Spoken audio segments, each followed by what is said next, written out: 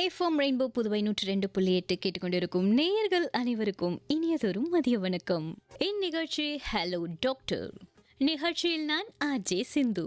நம்ம குழந்தைகள் நல்லா படிக்கணும், விளையாடணும், ஆரோக்கியமா வளரணும் இல்லையா?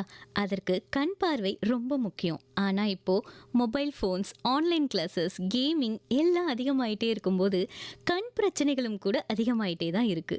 இந்த டிஜிட்டல் காலத்துல குழந்தைகளின் பார்வை ஆரோக்கியம் அப்படிங்கிறது ரொம்ப முக்கியம். ஸோ இன்னைக்கு நம்ம குழந்தைகளின் கண் ஆரோக்கியம் பத்தி தான் நிறைய விஷயங்களை தெரிஞ்சுக்க போறோம்.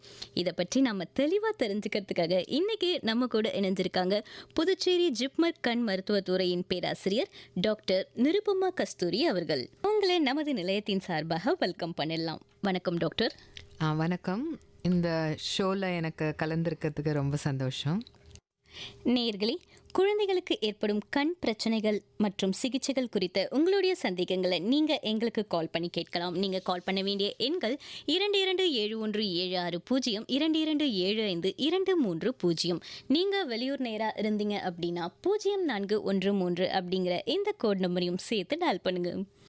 ஓகே டாக்டர், இன்றைக்கி நம்ம நிகழ்ச்சியோட முதல் கொஷின் என்ன அப்படின்னா, குழந்தைகளுக்கு பொதுவாக ஏற்படும் கண் பிரச்சனைகள்னால் அது என்னென்ன டாக்டர்? ஆமாம், இப்போது என்னோடய ப்ரொஃபஷனில் நான் டே டு டே குழந்தைங்கள தான் பார்த்துட்ருக்கேன் கண் ப்ராப்ளம்ஸோட. ஸோ காமனாக வர பிரச்சனை என்னன்னு பார்த்தா, ரொம்ப காமனாக வர்றது இந்த கண்ணாடி போடுற பிரச்சனை. ஸோ அது என்னென்னா, அது ஆக்சுவலாக ஒரு டிசீஸ் கிடையாது. பட் எப்படி குழந்தைங்களோட ஹைட் சில பேர் குள்ளமாக இருப்பாங்க, சில பேர் டாலாக இருப்பாங்க. அதே மாதிரி கண்ணோட சைஸ் அண்ட் ஷேப் கூட விதவிதமாக இருக்கும். ஸோ இப்போ கண் குட்டியாக இருந்ததுன்னா அவங்களுக்கு ப்ளஸ் பவர் கண்ணாடி போட்டால் தான் நல்லா கிளியராக தெரியும். அதே மாதிரி கண் பெருசாக இருக்குது, அது கர்வேச்சர் ரொம்ப அதிகமாக இருக்குது அப்படின்னா அந்த மைனஸ் பவர் கண்ணாடி போட்டால் தான் அவங்களால கிளியராக தெரியும். ஸோ இதுக்கு நாங்கள் இங்கிலீஷில் ரிஃப்ராக்டிவ் எரர் அப்படின்னு சொல்கிறோம். இதுதான் ரொம்ப காமனாக நம்ம பார்க்குறது. இது தவிர ஸ்குவிண்ட்டுன்னு ஒரு பிரச்சனை இருக்குது. அது என்னென்னா, நார்மலாக நம்ம ரெண்டு கண் ஸ்ட்ரைட்டாக இருக்குது, நம்ம பார்க்கும்போது நம்ம நேராக இருக்குது கண். பட் ஒரு சில குழந்தைங்களுக்கு கண் உள் பக்கம் திரும்பியிருக்கும், இல்லை ஒரு சில குழந்தைங்களுக்கு கண் வெளி பக்கம் திரும்பியிருக்கும். அப்போ என்ன ஆகும்னா, அவங்க ஒரு கண் தான் யூஸ் பண்ணுவாங்க, அந்த திரும்பி இருக்கிற கண் யூஸ் பண்ணவே மாட்டாங்க. அதில் அவங்களுக்கு டெப்த் கிடைக்காது. அந்த 3D விஷன் இல்லை ஸ்டீரியோப்சிஸ் அப்படின்னு சொல்கிறோம்ல, அந்த விஷன் ப்ராப்ளம் இருக்கும். இது தவிர குழந்தைங்கள்லேயும் புற விழற ப்ராப்ளம், கேட்ராக்டு, குளோக்கோமா, இல்லாட்டி கண் உள்ளேயே கேன்சரு, கண் கட்டி, அந்த மாதிரி நிறையா ப்ராப்ளம்ஸ் வரும். ப்ளஸ் இந்த கண் பார்வை கம்மியாக இருக்குதுன்னா நம்ம அந்த சின்ன வயசுலேயே நம்ம கண்டுபிடிச்சி அதுக்கு வைத்தியம் கொடுக்கணும். அப்படி கொடுக்கலன்னா அவங்களுக்கு சோம்பேறி கண் அப்படின்ட்டு ஒரு லேசி ஐ அப்படின்னு ஒரு கண்டிஷன் வரும். அது என்னென்னா, கண்ணை யூஸ் பண்ணாமலே அவங்க விஷன் அந்த கண்ணில் குறைஞ்சிரும். ஸோ அது நம்ம ஏர்லியாக கண்டுபிடிச்சி ட்ரீட் பண்ணி அதுக்கு எக்ஸசைஸ் எல்லாம் கொடுத்தோம்னா அந்த சின்ன வயசுலேயே அந்த விஷன் லாஸ் ஆகாமல் நம்ம அதை குணப்படுத்திக்கலாம். ஓகே டாக்டர், இப்போ யூஸ்வலாக குழந்தைகளோட கண் பார்வை குறைஞ்சிருக்கு அப்படிங்கிறத எப்படி கண்டுபிடிக்க முடியும் டாக்டர்? ஆமாம், ஸோ இப்போ 5 இயர்ஸ்க்கு கம்மியான குழந்தை அவங்களே சொல்ல மாட்டாங்க எனக்கு பார்வை கம்மியாக இருக்குது அப்படின்ட்டு. அவங்க எல்லார் பார்வையும் இப்படி தான் இருக்குமோ அப்படின்னு நினச்சி தான் அவங்க இருந்துட்டு இருப்பாங்க. ஸோ நம்ம டாக்டர்ஸு, டீச்சர்ஸு, இல்லாட்டி நம்மளே போய் ஸ்கூலில், ப்ரீ ஸ்கூலில் நம்ம செக் பண்ணால் தான் நம்மளால் கண்டுபிடிக்க முடியும். இல்லாட்டி பேரண்ட்ஸ் லெஸ் தென் 5 இயர்ஸ் டெஃபினட்டாக ஒரு ஐ செக்கப் பண்ணுறது பெட்டர். ஸோ அவங்க நம்ம ஐ டாக்டர் கிட்ட ஹாஸ்பிட்டல் கூட்டிகிட்டு வந்தாங்கன்னா, நம்மளுக்கு லெஸ் தென் 5 இயர்ஸ் சில்ட்ரனுக்கு கண் செக் பண்ணுறதுக்கு நிறையா டெஸ்டிங்ஸ் இருக்குது. ஸோ அந்த வித்தியாசமான சார்ட், சிலதில் பிக்சர்ஸ் சார்ட்ஸ் இருக்கும், சிலது பிளாக் அண்ட் ஒயிட் லைன்ஸ் வச்சு சார்ட்ஸ் இருக்கும். ஸோ அதை வச்சு அவங்க பார்க்குறாங்களா இல்லையா அப்படின்ட்டு நம்ம கண்டுபிடிக்கலாம். ஸோ ஏர்லியாக நம்ம ஐடென்டிஃபை பண்ணணும்னா நம்மளாவே போய் அதை டிடெக்ட் பண்ணாதான் அதை கண்டுபிடிக்க முடியும். ஓகே டாக்டர், இது மரபணு ரீதியாக, அதாவது ஹெரிடிட்டரி இருக்குமா கண் பிரச்சனைகள் குழந்தைகளுக்கு? ஆமாம், நிறைய காசஸ் ஆஃப் ஐ ப்ராப்ளம்ஸ் ஹெரிடிட்ரியாக வரும். சில நான் சொன்னல அந்த பொறை விழுறது கண்ணில், ஸோ அவங்க அப்பாவுக்கு இல்லை அம்மாவுக்கு அந்த ஃபேமிலியில் யங் ஏஜில் கண்ணில் புற விழுந்திருக்குன்னா அந்த ஜீன்ஸ் குழந்தைங்களுக்கும் வரும். ஸோ அந்த சில்ட்ரனுக்கு கூட அதே ரீசன்னால் கேட்ராக்ட் விழும். வருமா இல்லை வாய்ப்பு இருக்கா டாக்டர்? அதில் டிஃப்ரெண்ட் டைப்ஸ் ஆஃப் ஜீன்ஸ் இருக்குது. சில ஜீன்ஸ் டாமினன்ட் ஜீன்ஸு, அந்த ஜீன்ஸ் தான் கேரி ஃபார்வர்ட் ஆயிருக்குன்னா கண்டிப்பாக வரும். பட் சில இதில் வந்து ரிசசிவ் ஜீன்ஸ்னு இருக்குது. அது வந்து ஒரு மாதிரி வெளியில் காட்டிக்காமல் உடம்புலையே அந்த மறைஞ்சிருக்கும். ஸோ அந்த மாதிரி இருக்கும்போது அது வந்து கேட்ராக்ட் ஃபார்ம் ஆகாது அந்த அடுத்த ஜென்ரேஷனில். ஸோ அந்த மாதிரி இருக்குது. அதே மாதிரி குளாக்கோமா இல்லாட்டி கண் உள்ள நரம்பு இருக்குது, நம்ம கண்ணுக்கும் பிரெயினுக்கும் போகிற ஒரு நரம்பு இருக்குது, அதுலேயும் நிறைய பிரச்சனைங்க வரலாம். அதெல்லாம் வந்து ஹெரிடிட்ரியாக வரும். அப்புறம் அதே இல்லாமல் ஒரு ஐ கேன்சர் சொன்னேன் இல்லையா, ரெட்டினோபிளாஸ்டோமான்னு ஒன்று இருக்குது, அதுவும் வந்து ஜெனட்டிக் தான். ஸோ இப்போ பேரண்ட்டில் யாருக்காவது கூட கேன்சர் வரும், கண்ணு உள்ள கூட ரேராக வரும். ஸோ அதில் பேரண்ட்டுக்கு இருந்திருக்குன்னா அந்த குழந்தைங்களுக்கும் அது வர வாய்ப்பு இருக்குது. ஸோ கண்டிப்பாக ஜெனட்டிக் காசஸ் நிறையவே இருக்குது ஐ ப்ராப்ளம்ஸில். ஓகே டாக்டர், இந்த ஐ ஸ்ட்ரெயின் அதாவது கண் சோர்வு அப்படின்னா என்ன டாக்டர்? ஆமாம். ஸோ இப்போது நார்மலாக வந்து நம்ம கண் சைஸ் ஷேப்பு நார்மலாக இருந்துச்சுன்னா நம்ம லைட் ரேஸ் வந்து கரெக்டாக ஃபோக்கஸ் ஆகி கண்ணில் விழும். அப்போ வந்து எதுவுமே ஸ்ட்ரெயினே இல்லாமல் நம்மளால் எல்லாமே ஈஸியாக பார்க்க முடியும். தூர பார்வை கிட்ட பார்வை நல்லா கிளியராக தெரியும். பட் ஒரு சில பேருக்கு நான் சொன்னல அந்த கண் சைஸ் ஷேப் விதவிதமாக இருக்கும். ஸோ அவங்களுக்கு வந்து அந்த லைட் ரேஸ் வந்து ப்ராப்பராக ஃபோக்கஸ் ஆகாது. சில பேருக்கு முன்னாடி ஃபோக்கஸ் ஆகிடும், இல்லை பின்னாடி ஃபோக்கஸ் ஆகிடும். ஸோ அந்த டைமில் அவங்க கிளியராக தெரியாது. ஸோ அவங்க படிக்கிறதுக்கு ஒரு மாதிரி ஸ்ட்ரகிள் பண்ணிகிட்டு இருப்பாங்க. அப்போ நம்ம ஐ மசில்ஸ் வந்து ரொம்ப ஸ்ட்ரெயின் பண்ணி தான் அவங்களால ஃபோக்கஸ் பண்ண முடியும். அது கொஞ்சம் நேரம் தான். கொஞ்சம் நேரத்துக்கு அப்புறம் ஹெடேக் வரும். அப்புறம் திருப்பி அவங்க வந்து ஃபோக்கஸ் பண்ணாமல் விட்டுடுவாங்க. அப்போ திருப்பி அவங்களுக்கு பார்வை மங்கலாக தெரிய ஆரம்பிச்சிடும். ஸோ பேசிக்காக வந்து நம்ம அந்த ஐசைட் ப்ராப்ளம், அந்த கிளாஸ் போடுற ஸ்பெக்டக்கிள் ப்ராப்ளம் இல்லைன்னா நம்மளுக்கு ஐ ஸ்ட்ரெயின் இருக்காது. பட் அந்த மாதிரி ப்ராப்ளம் இருக்குன்னா நம்ம ஃபோக்கஸ் பண்ணுறதுக்கு ஐ ஸ்ட்ரெயின் பண்ணி தான் ஃபோக்கஸ் பண்ண முடியும். இது குழந்தைங்களுக்கு மட்டுமே இருக்குமா டாக்டர்? குழந்தைங்களுக்கு அப்புறம் மிடில் ஏஜில் கூட கண்டினியூ ஆகும். ஒரு சில கிளாஸ் பவர் வந்து 30 இயர்ஸ்க்கு அப்புறம் தான் வரும். ஸோ அது குழந்தைங்களுக்கு காமனாக இருக்கும். பட் வித் ஏஜ் கூட வரலாம். So but most of the time என்ன ஆகும், வித் ஏஜ் வந்து மற்ற ப்ராப்ளம்லாம் வரும், கேட்ராக்டு, குளாக்கோமா. ஸோ அந்த டைமில் அவங்க வந்து இந்த ப்ராப்ளம் அவ்வளோவா கண்டுக்க மாட்டாங்க.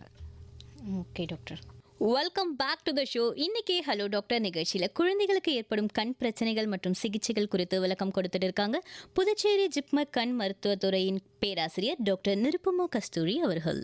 நேயர்களே, குழந்தைகளுக்கு ஏற்படும் கண் பிரச்சனைகள் மற்றும் சிகிச்சைகள் குறித்து உங்களுடைய சந்தேகங்களை நீங்கள் எங்களுக்கு கால் பண்ணி கேட்கலாம். நீங்கள் கால் பண்ண வேண்டிய எண்கள் 227176 2275 நீங்கள் வெளியூர் நேராக இருந்தீங்க அப்படின்னா 0413 அப்படிங்கிற இந்த கோட் நம்பரையும் சேர்த்து டயல் பண்ணுங்க.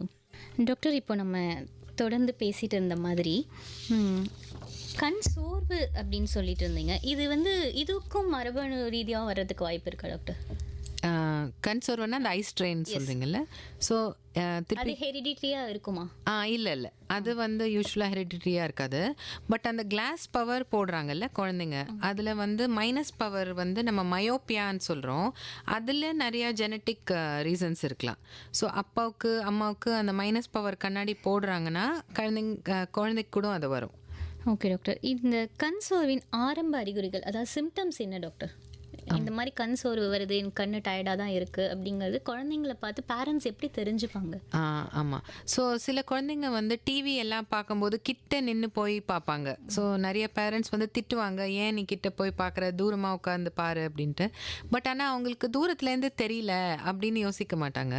அதே மாதிரி புக்ஸ் எல்லாம் கூட அவங்க வந்து கிட்ட வச்சு பார்த்தா தான் அவங்களுக்கு தெரியும். ஸோ குழந்தைங்களாலே ஐடென்டிஃபை பண்ண முடியாது. ஆமாம்.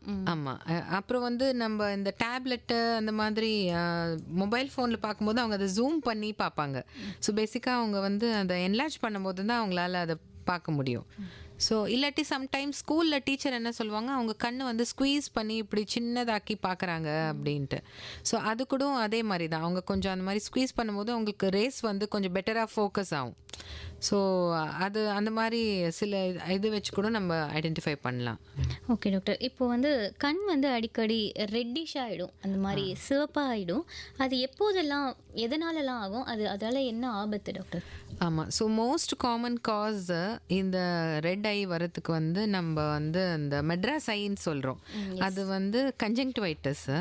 ஸோ இப்போ வந்து அது கொஞ்சம் சீஸ்னலாக கூட வரும். ஒரு சில ஆஃப்டர் ரெயின்ஸ் வந்து அந்த வைரஸ் வந்து ரொம்ப ரேப்பிடாக ஸ்ப்ரெட் ஆகிற மாதிரி இருந்தால் நிறைய பேருக்கு வரும். ஒருத்தவங்களுக்கு வந்து அந்த குடும்பத்தில் எல்லாருக்கும் அது ஸ்ப்ரெட் ஆகிடும். சில்ட்ரனுக்கும் வந்தால் ரொம்ப சிவியராக வரும். அந்த கண் ஃபுல்லாக வீங்கிடும், சிகப்பாகும், அப்புறம் கண்லேருந்து அழுக்கு வர ஆரம்பிச்சிடும், காலையில் ஏஞ்சி உடனே ஒட்டிக்கும் அந்த ஐலாஷஸ் எல்லாம்.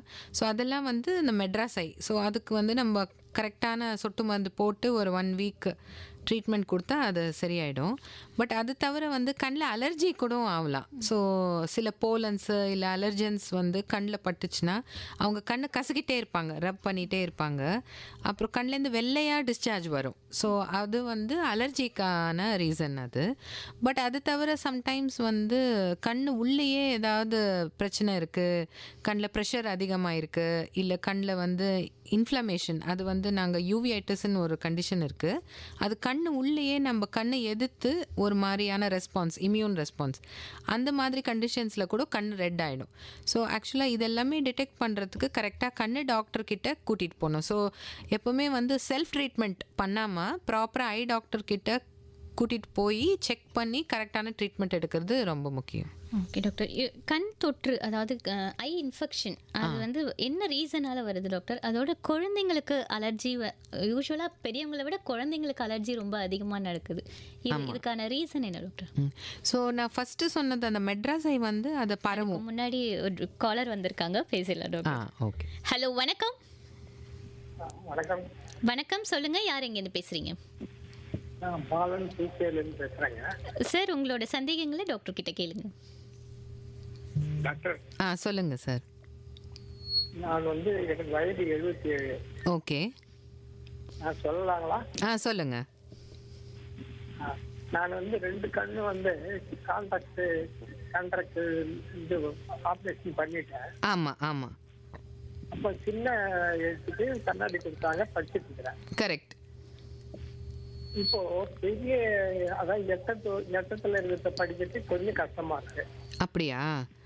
ஓகே. அவங்க என்ன சொல்றாங்க, இருங்க சார், அந்த உங்களுக்கு இவ்வளவுதான் பவர் உங்க வயசுக்கு, ஓகே, அதை இம்ப்ரூவ் பண்ண முடியாதுன்ற மாதிரி சொன்னாங்க. ஓகே. அது கண்ணாசி தான். ஆமாம். ஸோ இப்போ வந்து உங்களுக்கு கண்ணில் வேறு பிரச்சனை கூட இருந்திருக்கலாம். நம்ம வந்து அந்த கேட்ராக்ட் வந்து லென்ஸோட பிரச்சனை. ஸோ அந்த லென்ஸ் பிரச்சனை வந்து ட்ரீட் பண்ணிட்டாங்க. அந்த கேட்ராக்ட் லென்ஸை எடுத்துகிட்டு இப்போ வேறு லென்ஸ் வச்சுருக்காங்க. ஸோ இப்போ லைட் ரேஸ் வந்து கரெக்டாக உள்ள கண்ணில் கிளியராக போகுது உங்களுக்கு. பட் அது வந்து கண் நரம்பில் விழுது. ஸோ அந்த கண் நரம்பில் ஏதாவது ப்ராப்ளம் இருக்கலாம். யூஸ்வலாக வித் ஏஜ், நீங்கள் சொன்னீங்கல்ல 77 இயர்ஸ். ஸோ அதில் வந்து வித் ஏஜ் கூட நம்ம கண் நரம்பு ஸ்லோவாக அது வந்து கொஞ்சம் டேமேஜ் ஆகிட்டே இருக்கும். So age related macular degeneration அப்படின்னு கூட சொல்கிறோம் அதை. ஸோ அந்த மாதிரி ஏதாவது ப்ராப்ளம் இருந்தால் நம்ம ஸ்பெக்ட்ஸ் நீங்கள் போடுறீங்கல்ல அந்த கண்ணாடி, அது போட்டாலும் விஷன் அதை விட கிளியராக இம்ப்ரூவ்மெண்ட் வராது. அது தவிர உங்களுக்கு சுகர் அந்த மாதிரி ஏதாவது ப்ராப்ளம் இருந்தால் அதனால கூட கண் நரம்பில் ஏதாவது தொந்தரவு வரலாம். ஸோ அந்த நரம்பு செக்அப் பண்ணுறது ரொம்ப இம்பார்ட்டண்ட். கண்ணில் உள்ள நரம்பு நல்லா இருக்குதா இல்லையான்னு ஒரு வாட்டி செக் பண்ணணும். ஓகே டாக்டர், சரி பார்க்குறேன் டாக்டர். ஓகே. அழைப்பிற்கு நன்றி சார். தேங்க்யூ. ஓகே டாக்டர், நம்ம தொடர்ந்து பேசிட்டு இருந்த மாதிரி கண் தொற்று, அதாவது ஐ இன்ஃபெக்ஷன், குழந்தைங்களுக்கு அது இல்லாமல் வர அலர்ஜிஸ் என்ன ரீசன் சொல்லுங்கள் டாக்டர். ஆமாம். ஸோ இந்த மெட்ராஸ் ஐ வந்து எல்லாருக்கும் வீட்டில் பரவும். அது ஆக்சுவலாக ஏர்போன் தான். ஸோ அது வைரஸ்னால தான் அது பரவுது. எப்படி கொரோனா இன்ஃபெக்ஷனில் எல்லாருக்கும் அது பரவிச்சோ அதே மாதிரி கண் இன்ஃபெக்ஷனும் அந்த மாதிரி தான் பரவும். அப்புறம் வந்து நம்ம கண்ணை தொட்டு வேறு ஏதாவது ஆப்ஜெக்ட்ஸு டச் பண்ணுறோன்னா வேறு யாராவது அதே ஆப்ஜெக்ட்ஸை எடுத்து அவங்க கண்ணை டச் பண்ணுறாங்கன்னா கூட அது வந்து அவங்களுக்கு ஸ்ப்ரெட் ஆகிடும். ஸோ அதனால தான் நம்ம என்ன சொல்லுவோம், கை வந்து ஃப்ரீக்வெண்ட்டாக வாஷ் பண்ணணும், கண்ணை அடிக்கடி டச் பண்ணக்கூடாது. இந்த மாதிரி மெட்ராஸ் ஐ இருக்கிறவங்க கருப்பு கண்ணாடி போட்டு ஒரு ப்ரொடெக்ஷன் மாதிரி, மற்றவங்களுக்கு ப்ரொடெக்ஷன் மாதிரி அவங்க அதை சேஃப்டி பர்பஸ்க்காக அந்த கிளாஸஸ் போட்டுக்கணும். முடிச்ச அளவுக்கு லீவ் எடுத்துக்கணும். இப்போ ஒரு குழந்தைக்கும் அந்த மாதிரி மெட்ராஸ் ஐ இருக்குன்னா அவங்க ஒரு 1 வீக் ஸ்கூல் லீவ் எடுக்கிறது கண்டிப்பாக பெட்டர். அது வந்து ஸ்ப்ரெட் ஆகிற மாதிரி பிரச்சனை. நீங்கள் கேட்குற அலர்ஜி பிரச்சனை வந்து அது மாதிரி ஸ்ப்ரெட் ஆகாது. ஒரு குழந்தைக்கு இருந்தால் இன்னொரு குழந்தைக்கு வராது. ஏன்னா அந்த குழந்தையோட இம்யூன் சிஸ்டம் எப்படி எந்த அலர்ஜன்ஸுக்கு அது ரியாக்ட் ஆகுதோ அது அவங்களோட யூனிக் ரியாக்ஷன் தான். அது வந்து மற்ற குழந்தைங்களுக்கு வராது.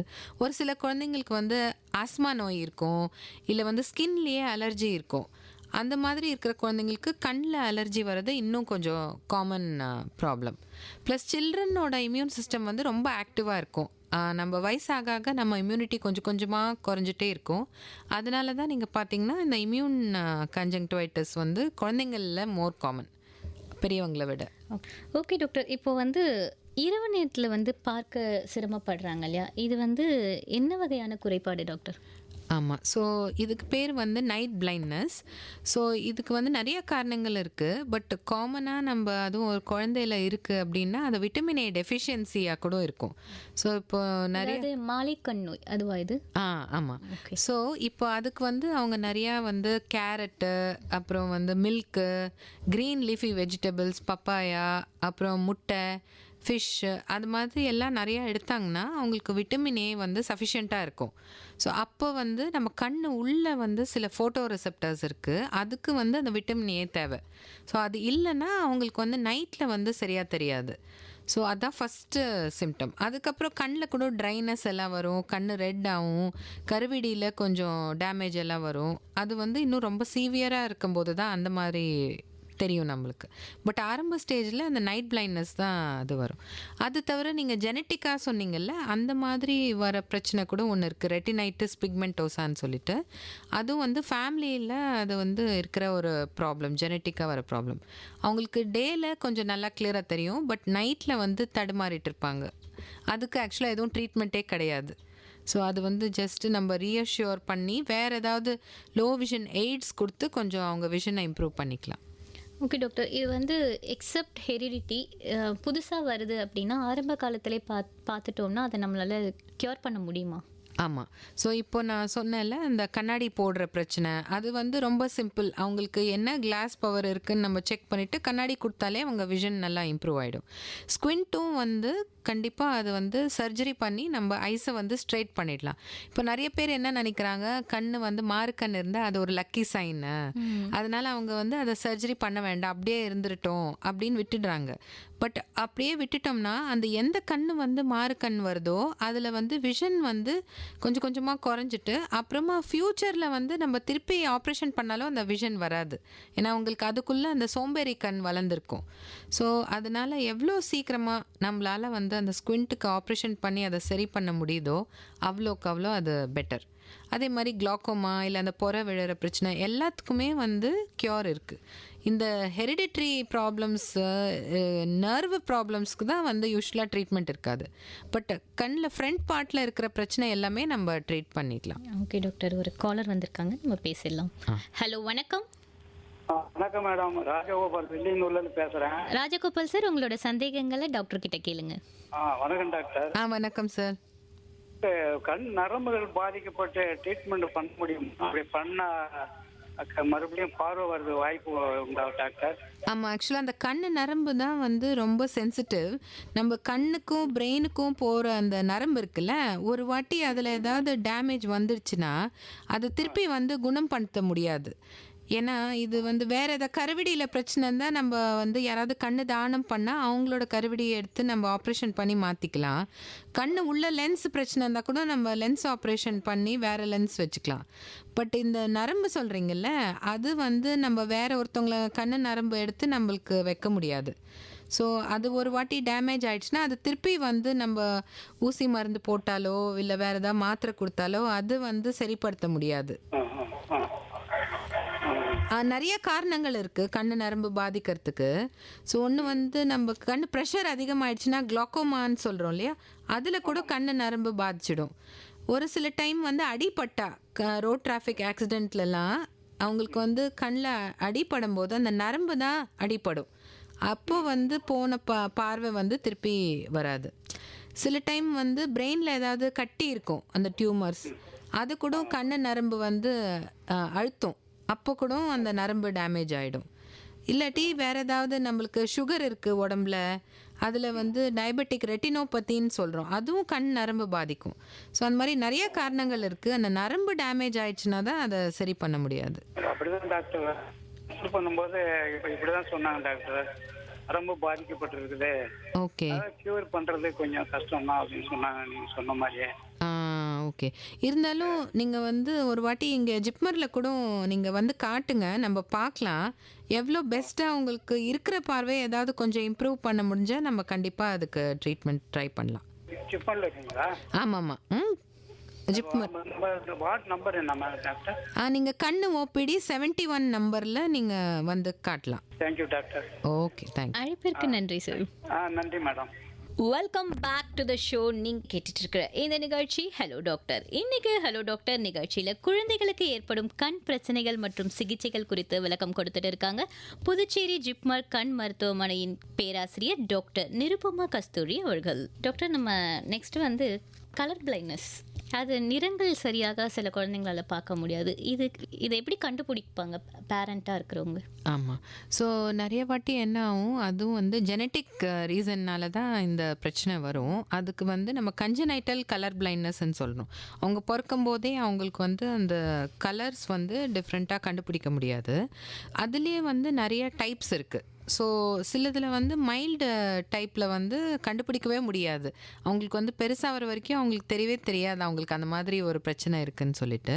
ஆனால் ஒரு சில பேருக்கு ஒரு கலர் கூட டிஃப்ரென்ஸ் தெரியாது, வெறும் ஷேட்ஸ் ஆஃப் கிரேல தான் பார்த்துட்ருப்பாங்க. ஸோ இது வந்து சம்டைம்ஸ் என்ன ஆகும், அவங்க வந்து எல்லாருக்கும் இப்படி தான் தெரியுதுன்னு நினச்சிட்ருப்பாங்க குழந்தைங்க. ஸோ ஆக்சுவலாக வந்து அது சின்ன ஏஜில் வந்து யாராலையும் அது வேறு எதுவும் சிம்டம்ஸ் எதுவுமே இருக்காது. ஸோ பட் அவங்க வந்து இந்த மாதிரி ஐ டெஸ்டிங்க்கு வரும்போது யூஸ்வலாக நிறையா இப்போ ஜாபில் சேரும்போது அவங்களுக்கு வந்து ஃபிட்னஸ்க்காக அனுப்புவாங்க. அந்த டைமில் நம்ம இந்த கலர் விஷன் செக் பண்ணுவோம்.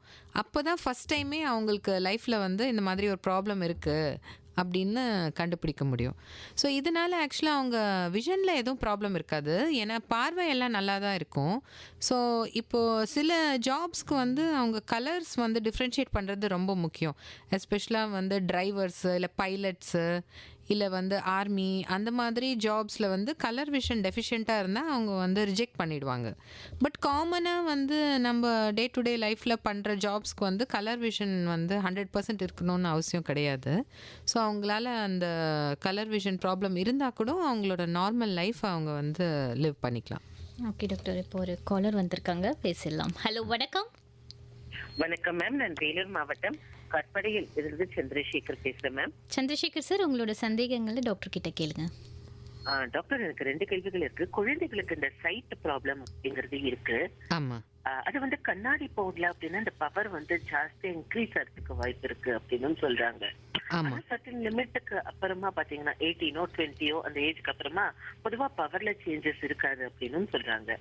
சோ குழந்தைகளுக்கு இந்த கண்ணாடி சின்ன வயசுல போட மாட்டேன் அப்படின்ட்டு அடம் பிடிச்சாங்க, உங்களுக்கு அன்கம்ஃபர்டபுளா இருக்குன்னா லென்ஸ் மாதிரி எல்லாம் வைக்கலாமா? அண்ட் குழந்தைகளுக்கு வந்து இந்த கண் ஆபரேஷன், அதாவது பவர்ல இம்ப்ளான்ட் பண்ணி வைக்கிறதுக்கு எந்த வயசு அப்படிங்கிறது உகந்தது? அது என்னுடைய கேள்வி. இதோடைய துணை கேள்வி பாத்தீங்கன்னா, இந்த கண்கள்ல புளிச்சை கட்டுது அப்படிங்கும்பொழுது அதற்கு என்னென்ன காரணங்கள்? குழந்தைகளுக்கு புளிச்சை கட்டினா என்ன பெற்றோர்கள் செய்யணும்? அது சத்து குறைபாடா இல்லைன்னா வேற என்னென்ன காரணங்களால அது மாதிரியான டிஸ்சார்ஜ், ஒயிட் டிஸ்சார்ஜ் அப்படிங்கறது வரும்? இதை பத்தி கொஞ்சம் விளக்கமா சொல்லுங்க டாக்டர், நான் ரேடியோல கேட்டுக்கிறேன். Okay, sure. அழைப்பிற்கு நன்றி சார். நன்றி. ஸோ ஃபஸ்ட்டு அவங்க கேட்டது வந்து இந்த ஐசைட் ப்ராப்ளம். ஸோ அந்த மைனஸ் பவர் கண்ணாடி போடுற பிரச்சனை இருக்குல்ல, மயோப்பியான்னு சொல்கிறோம். அது வந்து வித் ஏஜ் வந்து அது மைனஸ் பவர் இன்க்ரீஸ் ஆகிட்டே இருக்கும். ஸோ சம்டைம்ஸ் அவங்க 20-30 இயர்ஸ் வரைக்கும் அந்த பவர் வந்து அதிகமாகிட்டே இருக்கும். ஸோ இப்போது ஸ்டார்டிங் பவரே -1 இருந்தால் அவங்க அதிகமாகி -10 -12 வரைக்கும் கூட போகிறதுக்கு வாய்ப்பு இருக்குது. ஸோ அந்த மாதிரி ரொம்ப அதிகமாகிடுச்சுன்னா கண்ணு நரம்பு கூட பாதிக்கும். அப்போ வந்து நம்ம வந்து விஷன் லாஸ் ஆக ஆரம்பிச்சிடும். ஸோ அந்த பவர் லோ பவர்ஸில் இருக்கிற வரைக்கும் அவங்களுக்கு வந்து ரெட்டினால இல்லை கண் உள்ள எதுவுமே டேமேஜ் நடக்காது. ஸோ இப்போ நாங்கள் என்ன பார்க்குறோன்னா, நிறைய குழந்தைங்க வெளியில் விளையாடுறத விட்டுட்டு வீட்டிலே உள்ளேயே இருந்து நிறைய இந்த டிவி, மொபைல் ஃபோனு, அப்புறம் அந்த கம்ப்யூட்டர்ஸ் எல்லாம் யூஸ் பண்ணுறதுனால இந்த மைனஸ் பவர் வந்து இருக்க அதிகமாக ஃபாஸ்ட்டாக ப்ராக்ரஸ் ஆகிட்டு இருக்கு.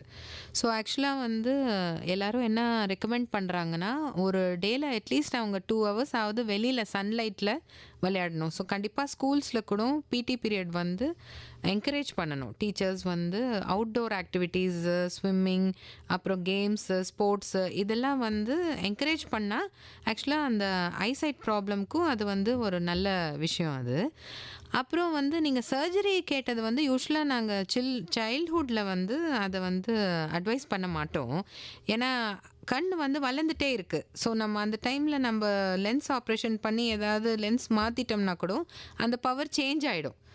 ஸோ நம்ம 18 இயர்ஸ் வரைக்கும் எந்த சர்ஜரியும் பண்ண தேவையில்லை இந்த ஐசைட் ப்ராப்ளம்க்கு. ஸோ கண்ணாடி தான் பெஸ்ட்டு ஆப்ஷன். பட் 18 இயர்ஸ்க்கு அப்புறம் சப்போஸ் அவங்க காலேஜ் போகும்போது அவங்களுக்கு கண்ணாடி போட வேண்டாம் அப்படின்னா நிறையா சர்ஜிக்கல் ஆப்ஷன்ஸ் இருக்குது. ஒன்று வந்து லேசர் மூலியமாக நம்ம அந்த ஸ்பெக்டக்கிள் பவரை வந்து கரெக்ட் பண்ணிக்கலாம். அது வந்து லாசிக்குன்னு சொல்கிறோம் பொதுவாக அந்த சர்ஜரி பேர். ஸோ அது 18 இயர்ஸ்க்கு அப்புறம் அந்த பவர் வந்து ஸ்டேபிளாக இருக்குது அப்படின்னா நம்ம கண்டிப்பாக அந்த சர்ஜரி பண்ண அதை வந்து ஸ்பெக்ஸ் ஃப்ரீயாக அவங்களுக்கு ஹெல்ப் பண்ணி விடலாம். கண் உள்ளே போடுற லென்ஸ் கூட ஒன்று இருக்குது. அது வந்து ஹை பவர், இந்த மைனஸ் பவரே ரொம்ப அதிகமாக இருக்குன்னா அந்த கண் உள்ளேயே ஒரு லென்ஸ் ஃபிட் பண்ணலாம். ஸோ அதுவும் வந்து ஒரு நல்ல ஆப்ஷன். ஏன்னா அவங்களுக்கு வந்து வெளியில் இந்த லேசர் ஆப்ரேஷன் பண்ண முடியாது. ஸோ கண் உள்ளே லென்ஸ் வைக்கிற மாதிரி ஒரு ட்ரீட்மெண்ட் இப்போது பொதுவாக எல்லாருக்கும் அது வந்திருக்கு. இது எல்லாமே இல்லாமல் காண்டாக்ட் லென்ஸ் கூட ஒரு ஆப்ரேஷன். ஸோ சப்போஸ் ஒரு ஆப்ஷன் அவங்களுக்கு கண்ணாடி போட வேண்டான்னா கண்ணுக்கு மேலேயே ஒட்டுற மாதிரி நம்ம ஒரு காண்டாக்ட் லென்ஸ் வச்சுக்கலாம். ஸோ அவங்க நைட்டில் தூங்கும்போது மட்டும் அதை ரிமூவ் பண்ணிவிட்டு பாக்ஸில் க்ளீனாக சேஃபாக வச்சுக்கணும். பட் வெளியே போகும்போது அவங்க கண்ணாடிக்கு பதிலாக இந்த காண்டாக்ட் லென்சஸ் யூஸ் பண்ணிக்கலாம். Okay doctor. இப்போ வந்து நெக்ஸ்ட்டு குழந்தைகளோட கண் வளர்ச்சி அப்படிங்கிறது முழுமையாக எந்த வயதோடு முடியுது doctor? So first 7 to 8 years வந்து கண் வந்து டெவலப் ஆகிட்டே இருக்கும். ஸோ இப்போ ஒரு குழந்தை பிறந்திருக்குன்னா அவங்களுக்கு வந்து நார்மலாக நம்மள மாதிரி பார்வை இருக்காது. ஸோ ஒரு சின்ன குழந்தைக்கு வந்து பார்வை மங்கலாக தான் இருக்கும். அப்புறம் ஒரு 3 to 4 இயர்ஸில் தான் அவங்களுக்கு வந்து கொஞ்சம் நம்மளுக்கு இருக்கிற மாதிரி அந்த கிளாரிட்டி வரும். அது வந்து விஷன் டெவலப்மெண்ட் அப்படின்னு சொல்கிறோம். அது இன்னும் ஒரு ஃபியூ இயர்ஸ் வரைக்கும் கண்டினியூ ஆகி அந்த 8 இயர்ஸ் வரைக்கும் ஆக்சுவலாக அந்த டெவலப்மெண்ட் கண்டினியூ ஆகிட்டே இருக்கும். ஸோ 8 இயர்ஸில் தான் நார்மலாக நம்ம அடல்ட்டுக்கு இருக்கிற அந்த கண் சைஸு, ஷேப்பு, விஷன் எல்லாமே வந்து மெச்சூரிட்டி வந்துடும். ஸோ இந்த ஃபஸ்ட்டு 8 இயர்ஸ் ஆஃப் லைஃப் வந்து ரொம்ப க்ரூஷியல். இந்த டெவலப்பிங் ஏஜில் தான் ஏதாவது டேமேஜ் வருதுன்னா அது வந்து நம்ம கரெக்டாக அந்த ஏஜில் ட்ரீட் பண்ணலன்னா அப்புறமா அது வந்து அந்த லேசி ஆகி வரதுனால அது இர்ரிவர்சிபிள் ஆகிடும். Okay doctor. இப்போ வந்து குழந்தைங்க அடிக்கடி இந்த ஸ்கூல் படிக்கிற குழந்தைங்களாம் வந்து தலைவலி இருந்துகிட்டே இருக்குன்னு சொல்கிறாங்க. இது வந்து இதுக்காக நம்ம கண்ணை டெஸ்ட் பண்ணணுமா? ஆமாம், கண்டிப்பாக. ஸோ இப்போது பொதுவாக சில்ட்ரன் வந்து ஹெடேக் கம்ப்ளைண்ட் பண்ண மாட்டாங்க. அவங்க ஹெடேக்குன்னு சொல்கிறாங்கனாலே அதை வந்து கண்டிப்பாக ஏதாவது ஒரு ரீசன் இருக்குது. ஸோ காமனாக இந்த ஐ ஸ்ட்ரெயின் சொல்கிறோம் இல்லையா, அந்த கண்ணாடி பவர் இருக்கிறவங்க ஸ்ட்ரெயின் பண்ணி ஃபோக்கஸ் பண்ணும்போது ஹெடேக் வரும். அதுவும் இப்போது வந்து நிறைய அந்த போர்டு எக்ஸாம்ஸ்க்கு அப்புறம் என்ட்ரன்ஸ் எக்ஸாம்ஸ்க்கு ப்ரிப்பேர் பண்ணுற குழந்தைங்க வந்து ரொம்ப ஹவர்ஸ் கண்டினியூஸாக படிச்சுட்ருப்பாங்க. அப்போவும் அவங்களுக்கு ஐ ஸ்ட்ரெயின் ஆகி ஹெடேக் வரும். ஸோ இப்போ அதுக்கு வந்து நாங்கள் 20-20-20 ரூல்னு ஒன்று வச்சுருக்கோம். ஸோ எவ்ரி 20 மினிட்ஸ் வந்து ஒரு பிரேக் எடுத்துகிட்டு அவங்க வந்து ஒரு 20 ஃபீட் டிஸ்டன்ஸை பார்க்கணும். கிட்டேயே பார்த்துட்டு இருக்கக்கூடாது. அப்போ தான் அந்த ஐ மசில் ஸ்பாசமில் போயிடும். ஸோ கொஞ்சம் தூரமாக பார்க்கலாம், இல்லை கொஞ்சம் நேரம் கண்ணு மூடி கூட வச்சுக்கலாம். அப்புறம் அட்லீஸ்ட் ஒரு 20 செகண்ட்ஸ் பிரேக் எடுத்துகிட்டு அதுக்கப்புறம் தான் அவங்க திருப்பி அவங்களோட நியர் விஷன் ஒர்க் வந்து ரெஸ்யூம் பண்ணணும். ஸோ இது வந்து அந்த ஹெடேக்காக ஒரு ரீசன். பட் இது தவிர வந்து சைல்டு ஹெடேக் சொல்கிறாங்கன்னா ஆக்சுவலாக அந்த தலையில் கூட ஏதாவது கட்டி இருக்கலாம். ஸோ அது பிரெயின் டியூமர் மாதிரி, அதை நம்ம மிஸ் பண்ணிடக்கூடாது. ஸோ அது வந்து நம்ம ஐ டாக்டர்கிட்ட செக் பண்ணிக்கலாம். ஸோ அந்த தலையில் இருக்கிற கட்டி வந்து கண் நரம்பு ப்ரெஸ் பண்ணும்போது அந்த கண் நரம்பு கொஞ்சம் வீங்கிடும். ஸோ அது நம்ம கண் உள்ளேயே ஒரு ஸ்கோப் வச்சுருப்போம், அதை வச்சு நம்ம உள்ளே பார்த்தோம்னா அதை ஈஸியாக டிடெக்ட் பண்ணிக்கலாம். ஸோ கண்டிப்பாக ஹெடேக்குன்னு சொல்கிற குழந்தைக்கு நாங்கள் கண்டிப்பாக அந்த கண்ணை நரம்பு செக் பண்ணி அந்த மாதிரி ப்ராப்ளம் இருக்கா இல்லையான்னு ஒரு தடவை பார்த்துடுவோம். இது தவிர கண்ணில் வேறு ஏதாவது அந்த ரெட்னஸ் வந்தால் கூட ஒரு மாதிரி ஹெடேக் வரும். ஸோ நிறைய காரணங்கள் இருக்குது. சில குழந்தைங்க கோல்டு வந்து சைனஸ் ப்ராப்ளம் வந்தால் கூட ஹெடேக்குன்னு சொல்லுவாங்க. இல்லை மைக்ரேன்னு ஒரு ஹெடேக் இருக்குது, அது வந்து நியூரலாஜிக்கல். அதில் கூட ஒன் சைடடாக சிவியர் ஹெடேக் வித் வாமிட்டிங் எல்லாம் இருக்கும். ஸோ அந்த மாதிரி குழந்தை வந்து ஹெடேக்குன்னு சொல்கிறாங்கன்னா நிறைய காரணங்கள் இருக்கலாம். அது நம்ம கண்டிப்பாக டாக்டர்கிட்ட கூட்டிகிட்டு போய் ஒரு செக்கப் பண்ணி கண்டுபிடிச்சிக்கணும்.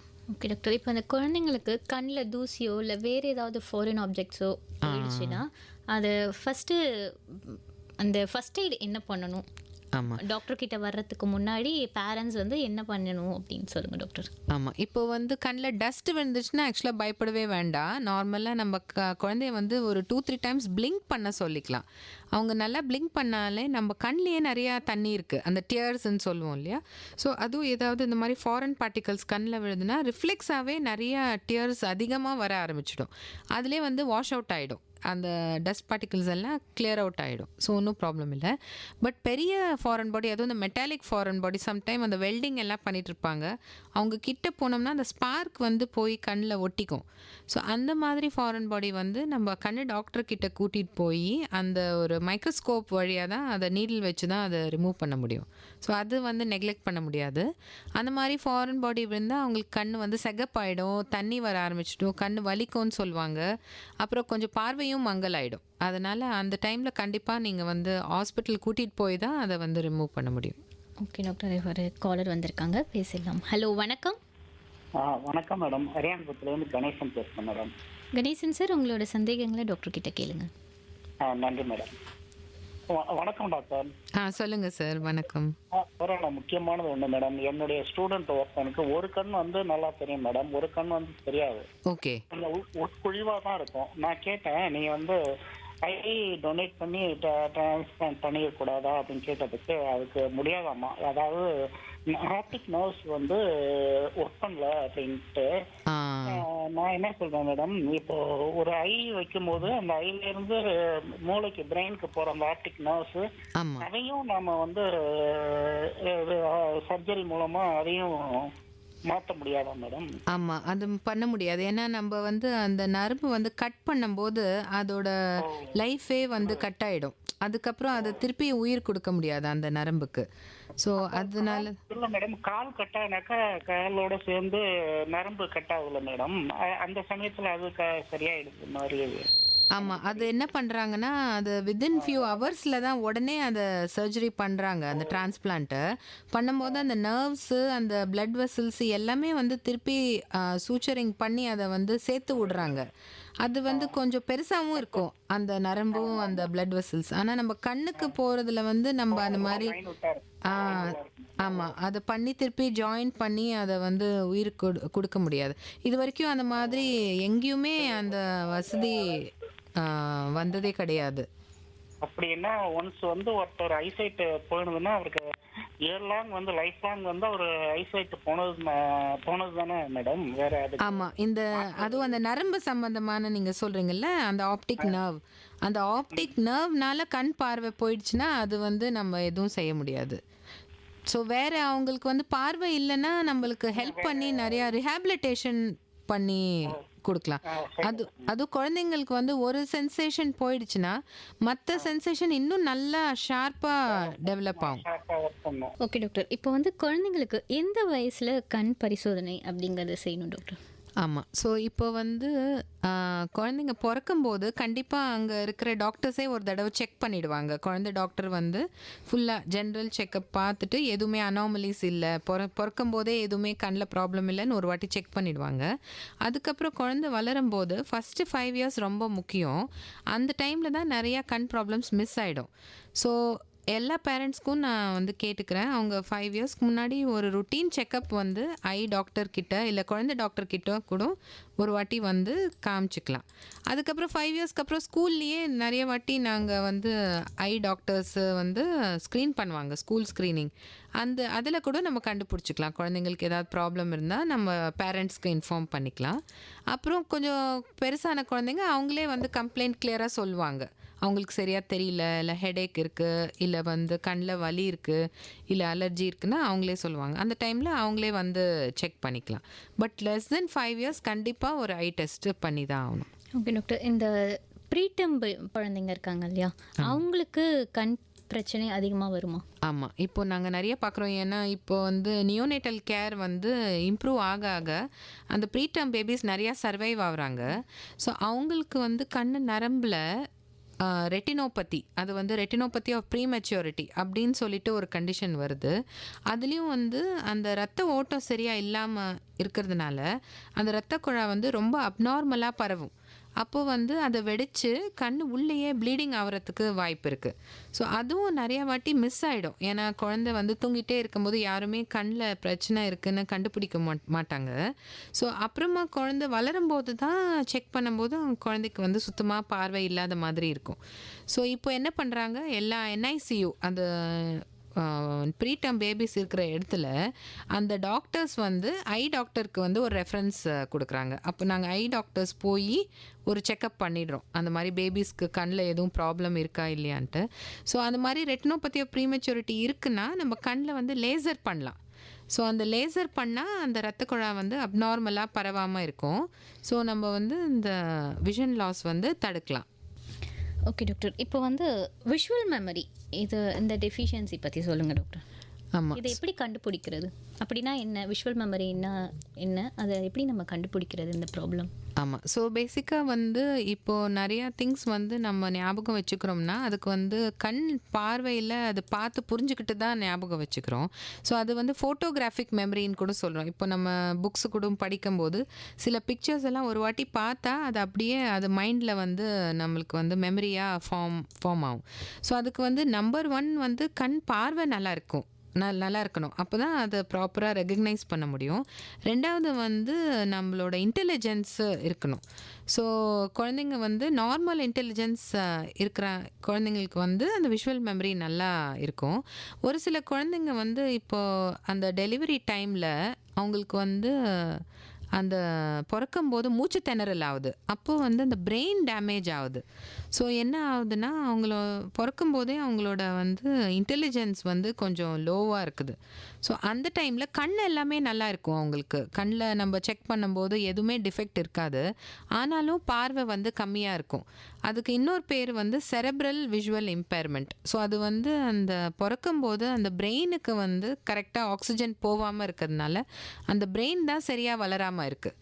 ஸோ அந்த மாதிரி குழந்தைங்களுக்கும் வந்து நம்ம ஏர்லி ஸ்டிமுலேஷன் கொடுக்கலாம். அந்த சின்ன வயசுலேயே வந்து கண்ணு பார்வை டெவலப் ஆகிறதுக்கு நிறையா எக்ஸசைசஸ் இருக்கும். கொஞ்சம் ட்ரைனிங் எல்லாம் கொடுத்து நம்ம எக்ஸசைஸ் கொடுத்து அந்த பார்வை கொஞ்சம் இம்ப்ரூவ் ஆகிற மாதிரி அதுக்கு ஹெல்ப் பண்ணலாம்.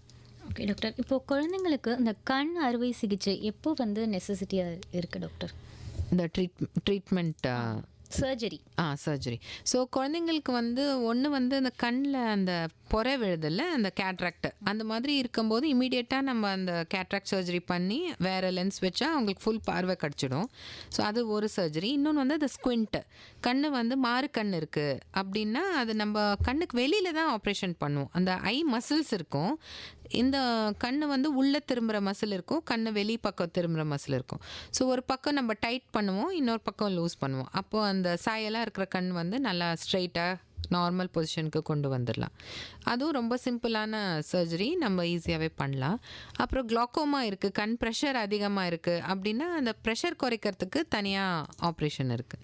ஸோ காமனாக இந்த ஆப்ரேஷன் தான் நம்ம குழந்தைங்களுக்கு பண்ணுவோம். ஓகே டாக்டர், குழந்தைங்களுக்கு இந்த லேசர் சர்ஜரி அப்படிங்கிறது பாதுகாப்பானதா? ஆமாம். ஸோ 18 இயர்ஸ் வரைக்கும் அந்த ஐ சைட் வந்து மாறிக்கிட்டே இருக்கும். அந்த குழந்தை வளரும்போது யூஸ்வலாக மைனஸ் பவர் அதிகமாகவும் ப்ளஸ் பவர் கொஞ்சம் கம்மியாகும்.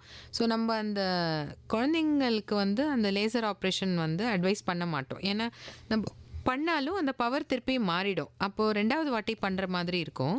ஸோ 18 இயர்ஸ் வரைக்கும் நம்ம வந்து வெறும் ஸ்பெக்ட்ஸ் மட்டும் கொடுத்துட்டு 18 இயர்ஸ்க்கு அப்புறம் அந்த லேசர் ஆப்ரேஷன் பண்ணிக்கலாம். ஓகே டாக்டர், இப்போ வந்து அந்த ஸ்க்ரீன் டைம் இதை குறைக்கிறதுக்கு பேரண்ட்ஸ் என்னென்னலாம் பண்ணலாம் அப்படின்னு ஒரு அட்வைஸ் சொல்லுங்கள் டாக்டர். ஆமாம். ஸோ இது வந்து நம்மளுக்கு வந்து இப்போது அந்த மொபைல் ஃபோன் இல்லாமல் லைஃபே இல்லாத மாதிரி ஆயிடுச்சு. ஸோ நம்ம எப்படி டிபெண்ட்டாக இருக்குமோ குழந்தைங்களுக்கும் அதே மாதிரி ஒரு டிபெண்டன்சி வந்துடுச்சு. இப்போ ஹோம்ஒர்க் எல்லாம் கூட அவங்க நிறையா வந்து ஆன்லைனில் சர்ச் பண்ணி பண்ணுற ஹோம்ஒர்க் தான் வருது, இல்லை ஆப் மூலியமாக அவங்க வந்து யூஸ் பண்ணி பண்ணுற ஹோம்ஒர்க் மாதிரி வருது. ஸோ இந்த மாதிரி இல்லாமல் அவங்களுக்கு வந்து டீச்சர்ஸ் கூட வந்து கொஞ்சம் க்ரியேட்டிவாக வேறு நியூஸ் பேப்பர்ஸ் இல்லை புக்ஸு படித்து நம்ம ஹோம்ஒர்க் பண்ணுற மாதிரி கொடுத்தா நல்லா இருக்கும். அப்புறம் பேரண்ட்ஸ் கூட வந்து அவுட்டோர் ஆக்டிவிட்டீஸ் கண்டிப்பாக என்கரேஜ் பண்ணலாம். ஸோ வீட்டுக்குள்ளேயே இருந்தால் அவங்களுக்கு வந்து வேறு என்ன பண்ணுறதுன்னு தெரியாமல் அவங்க டிஜிட்டல் டிவைசஸை பார்த்துட்டு இருப்பாங்க. பட் அவங்கள நிறையா வெளியே கொண்டு போயிட்டு அவங்களுக்கு வந்து இந்த ஸ்விம்மிங் இல்லாட்டி பேட்மிண்டன், டென்னிஸ் இல்லாட்டி வந்து வேறு ஏதாவது அவுட்டோர் ஆக்டிவிட்டீஸ் இல்லை எங்கேஜ் பண்ணால் அவங்க வந்து கண்டிப்பாக ரெடியூஸ் பண்ணிடுவாங்க அவங்க ஸ்க்ரீன் டைமை. Okay doctor. இப்போ வந்து கண் பிரச்சனைகளை வந்து சிகிச்சை எடுக்காமல் இல்லை லேட்டாக ட்ரீட்மெண்ட்க்கு வந்தால் என்னென்ன மாதிரியான ப்ராப்ளம்ஸை ஃபேஸ் பண்ணுவாங்க ஆஸ் அ பேஷண்ட்? ஆமாம். ஸோ இப்போ சில்ட்ரனுக்கு எஸ்பெஷலாக அவங்க வந்து லேட்டாக வந்தாங்கன்னா ஆல்ரெடி இறந்து போன பார்வை சம்டைம் திருப்பி வராது. ஸோ எஸ்பெஷலாக அதுவும் அந்த மாறு கண் வந்து ஒரு கண் அந்த மாதிரி பக்கம் திரும்புதுன்னா அந்த கண்ணில் பார்வை குறைஞ்சிடும். அது நம்ம ஏர்லியாக ஏஜில் நம்ம அதை சர்ஜரி பண்ணி கரெக்ட் பண்ணோம்னா ஃபுல் பார்வை கிடச்சிடும். பட் லேட்டாக நம்ம பண்ணும்போது அது என்ன ஆகும், கண் வந்து திருப்பிடலாம். பார்க்குறதுக்கு நல்லா இருக்கும், ஸ்ட்ரைட்டாக இருக்கும், பட் அதில் விஷன் வந்து கம்மியாகவே இருக்கும். அந்த டைமில் நம்ம எந்த எக்ஸசைஸ் கொடுத்தா கூட அந்த விஷன் வந்து இம்ப்ரூவ் ஆகாது. Okay doctor. இப்போது ஃபைனல் கொஷின், நம்மளோட கண் ஆரோக்கியத்துக்காக ஒரு 3 கோல்டன் ரூல் அப்படின்னு சொல்லுங்கள் டாக்டர். ஆமாம். ஸோ இப்போ வந்து ஃபஸ்ட் அண்ட் ஃபார்மோஸ்ட் வந்து நம்ம ஐஸை வந்து ப்ரொடெக்ட் பண்ணிக்கணும். ஸோ வெளியே போகும்போது எஸ்பெஷலி பிரைட் லைட்டில் போகும்போது அந்த கருப்பு கண்ணாடி காகல்ஸு அந்த மாதிரி போட்டுக்கலாம். ஏன்னா அந்த யூவி ரேஸ் கூட நம்ம கண்ணை வந்து ஹார்ம் பண்ணும். அது தவிர இப்போ வந்து நிறைய பேர் அந்த ஃபேக்ட்ரிஸு அந்த மாதிரி இடத்துல ஒர்க் பண்ணும்போது அவங்க கண்டிப்பாக அந்த ப்ரொடெக்டிவ் காகல்ஸ் போட்டே ஆகணும். இல்லாட்டி நம்ம அந்த அதுவும் இந்த ஐயில் வந்து ஏதாவது கெமிக்கல் விழுந்துருச்சு இல்லை ஏதாவது ஃபயர் ஸ்பார்க் விழுந்துருச்சு அப்படின்னா அது பர்மனெண்ட்டாகவே விஷன் லாஸ் ஆகிறதுக்கு வாய்ப்பு இருக்குது. ஸோ ஃபஸ்ட்டு நம்ம ஐஸை எப்படி ப்ரொடெக்ட் பண்ண முடியுமோ அந்த மாதிரி பார்த்து ப்ரொடெக்ட் பண்ணுறது ரொம்ப முக்கியம். அப்போ ரெண்டாவது வந்து இந்த டிஜிட்டல் டிவைசஸ் முடிஞ்ச அளவுக்கு வந்து ரெடியூஸ் பண்ணிக்கலாம். அந்த 20-20-20 ரூல் சொன்னல, எவ்ரி 20 மினிட்ஸ் வந்து ஒரு பிரேக் எடுத்துகிட்டு 20 செகண்ட் பிரேக் எடுத்துகிட்டு 20 ஃபீட் டிஸ்டன்ஸ் வந்து பார்க்கணும். அப்புறம் மூணாவது வந்து இந்த ஐ ப்ராப்ளம்ஸ் வந்து நம்ம ஏர்லியாக டயக்னோஸ் பண்ணுறதுக்கு அந்த சின்ன சிம்டம் வரும்போதே ஐ டாக்டரை கன்சல்ட் பண்ணுறது ரொம்ப முக்கியம். ஸோ பார்வை லைட்டாக மங்கலாக இருக்குது, கண் லைட்டாக ரெட்டாக இருக்குது, கொஞ்சம் லைட்டாக டபுளாக தெரியுது, அந்த மாதிரி ஏர்லியாக இருக்கும்போதே வந்து செக் பண்ணிட்டா நம்ம வந்து ஏர்லி ஸ்டேஜஸில் அதை கண்டிப்பாக ட்ரீட் பண்ணிடலாம். இல்லை ஃபுல் பார்வை போனதுக்கப்புறமா என் ஸ்டேஜில் வந்தால் அதை வந்து நம்ம திருப்பி எது பண்ணியும் அந்த இடந்து பார்வை திருப்பி கொண்டு வர முடியாது. Okay doctor. இப்போ நம்ம ஃபைனலாக நம்ம நிகழ்ச்சியோட நிறைவு தருணத்துக்கு வந்தாச்சு.